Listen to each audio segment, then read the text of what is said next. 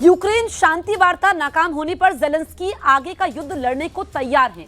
Zelensky ने कहा है कि रूस की तरफ से सकारात्मक जवाब नहीं आया तो बंदूक उठाने के अलावा कोई रास्ता नहीं बचेगा।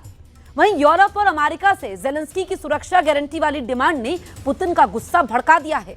रूस का मानना है कि ब्रिटेन और फ्रांस मिलकर यूक्रेन को भड़का रहे हैं।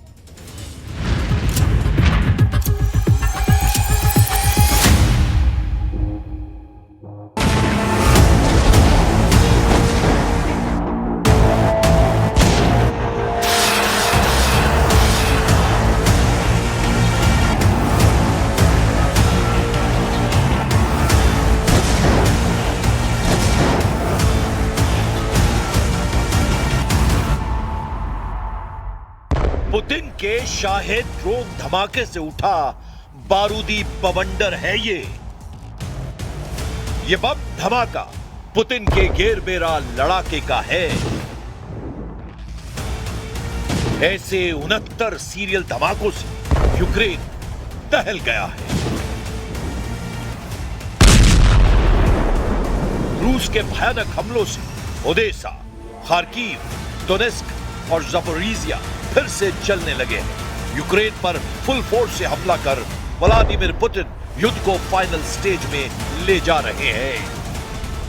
बर्लिन मीटिंग में ट्रंप ने जेलेंस्की को फोन पर घंटों इत्मीनान से पुतिन से शांति समझौते के लिए समझा दिया।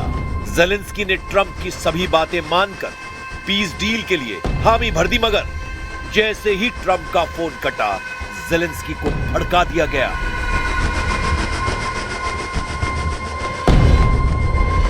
फिर क्या था, जेलेंस्की फिर से ललकारने लगे। जेलेंस्की फिर से रूस पर हमले के लिए दहाड़ने लगे। नतीजा, रूस यूक्रेन युद्ध फिर आउट ऑफ कंट्रोल हो गया है।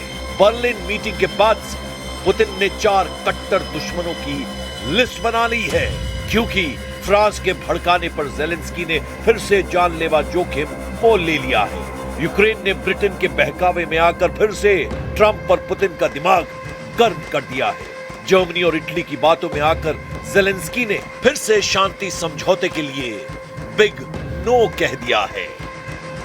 यूक्रेन ने जैसे ही रूस से पीस डील के लिए रेड सिग्नल दिखाया है, पुतिन ने भयानक हमले शुरू करने के ऑर्डर दे दिए हैं। रूस के आक्रामक रुख से डरे जेलेंस्की ने एक बार फिर से रूस के फ्रीज किए उस फंड की डिमांड कर दी है जिसका कंट्रोल यूरोपियन यूनियन के पास है। Assaults are always insanely bloody, but Putin does not care. Russians don't count their debt, but they do count every dollar and every euro they lose.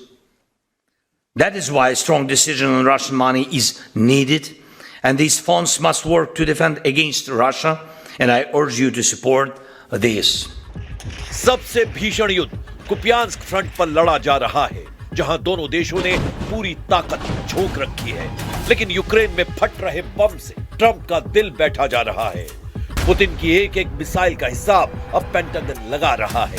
रूस के तेज हो रहे हमलों से युद्ध समझौते की ट्रंप की कोशिशों पर बारूदी प्रहार हो रहा है, क्योंकि यूक्रेन भी पूरा जोर लगा रहा है।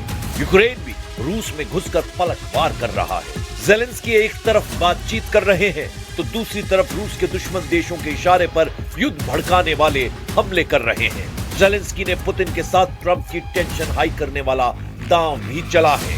जेलेंस्की ने रूस से युद्ध समझौते के साथ कई और शर्तें मनवाने की अपील अमेरिका और पश्चिमी देशों से की है। It's not enough to force Russia into a deal. It's not enough to make it stop killing. We must make Russia accept that there are rules in the world and that it cannot deceive everyone. This is the path to lasting peace. अब ये तस्वीर देखिए, Ukraine ने रूस के naval base को कैसे तबाह कर डाला है। उसका लेटेस्ट सबूत है ये। काला सागर में रूस के नेवी बेस को यूक्रेन ने अंडर वाटर ड्रोन हमले से जला डाला है। यूक्रेन के अंडर वाटर सी ड्रोन ने नोवरोसिस्क पोर्ट पर भारी तबाही मचाई है। पहले नेवी बेस पर सिर्फ सबमरीन के तबाही का अपडेट मिला था, लेकिन अब सैटेलाइट तस्वीरों से साफ है कि पूरा नेवी बेस बर्बाद हो गया है। रूस ने अपने नौसेना अड्डे पर हुए नुकसान का हर्जाना जेलेंस्की से जल्द वसूलने की धमकी दे दी है। उधर यूरोप के 4 देशों ने पुतिन के खिलाफ मोर्चा खोल दिया है। फ्रांस, जर्मनी, ब्रिटेन और इटली ने यूक्रेन की सिक्योरिटी गारंटी को पीस डील की सबसे अहम शर्त बना दिया है।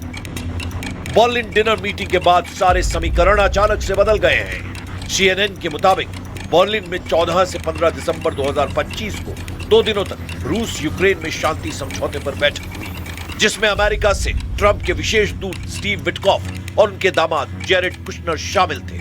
यूक्रेन की तरफ से राष्ट्रपति जेलेंस्की और उनके मुख्य वार्ताकार रुस्तम उमरोव भी डिनर में मौजूद थे। इनके साथ German chancellor Friedrich Merz, France के राष्ट्रपति इमैनुअल मैक्रोन और इटली की पीएम जॉर्जिया मेलोनी मौजूद थीं, जबकि बर्लिन मीटिंग को प्रेसिडेंट डोनाल्ड ट्रंप ने फोन से ज्वाइन किया। सीरियस नोट पर सभी लीडर शांति समझौते पर सहमत होते भी दिखे। जिन शर्तों पर किसी को भी दिक्कत नहीं हुई वो ये थी। ट्रंप ने नए पीस प्लान में यूक्रेन को नाटो के आर्टिकल 5 जैसी मजबूत गारंटी देने के प्रस्ताव रखा है, लेकिन उसे नाटो सदस्य नहीं बनाया जाएगा। इसकी जगह यूरोपीय देशों की संयुक्त सेना यूक्रेन के हवाई और समुद्री क्षेत्र की सुरक्षा करेगी, जिसे अमेरिका समर्थन देगा। अमेरिका रूस यूक्रेन युद्ध विराम लागू होने के बाद उसकी निगरानी करेगा। समझौते के बाद यूक्रेन की सेना 8 लाख सैनिकों से ज्यादा की नहीं होगी। इसके साथ यूक्रेन की आर्थिक सहायता के लिए यूरोपियन यूनियन मदद पहुंचाएगा। लेकिन पीस डील का सबसे बड़ा पेच डॉनबास पर फंस गया है। यूरोपीय देशों ने यूक्रेन को अपनी जमीन पुतिन को न देने के लिए भड़का दिया है। जेलेंस्की पहले भी कई बार ये कह चुके हैं कि वो 1 इंच जमीन रूस को नहीं देंगे। Decisions on territories are for Ukraine to take and Ukraine alone. Likewise, issues affecting the European Union and NATO will be discussed among the European Union and NATO members. In short, nothing about Ukraine without Ukraine, nothing about the European Union without the European Union, nothing about NATO without NATO.